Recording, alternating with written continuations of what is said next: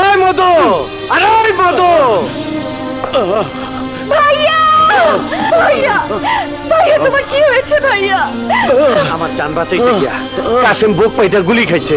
ভাইয়া, কে তোমাকে গুলি করেছে? ওই বেঈমান রাজা চৌধুরী। ভাইয়া, তোমার কিচ্ছু হবে না, আমি এক্ষুনি ডাক্তার ডেকে নিয়ে আসছি। না বোন, না, যাস নে, আমার আমার সময় নেই। ভাই সুলতান, তোমার কাছে আমার একটাই অনুরোধ, আমার আমার মধুরে তুমি ফালাইয়া দিও না।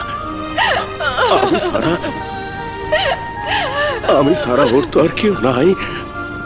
ওরে ওরে আমি ডাক্তার বানাইতে চাইছিলাম। কথা দাও, কথা দাও, আমার আমার মধুরে মধুরে তুমি দেখবো।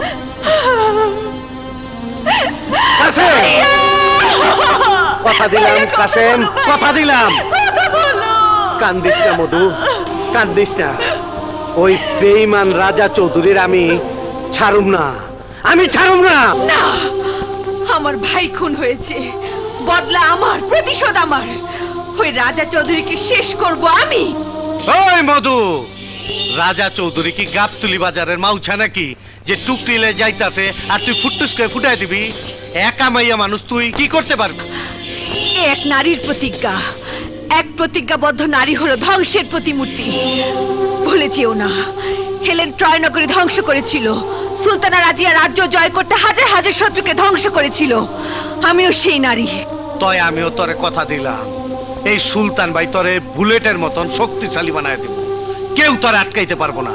তারপরে বুঝবি কারে কারে দিবি, কেমনে দিবি। মানুষ বাঁচানোর শপথ নিয়ে একদিন ডাক্তারি পড়ার জন্য ভর্তি হয়েছিলাম। মানুষ মারার জন্য না হয় আজ তোমার দলেই ভর্তি হব, কিন্তু ওই গণদুশ্মন রাজা চৌধুরীকে আমি ছাড়বো না, আমি ছাড়বো না।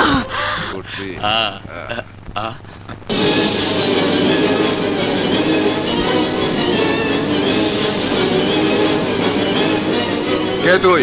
মধু, আয় রাজা চৌধুরীর চামচারা, শুনে রাখ, আমি তোদের জম। ওই দেখ কে কার জম।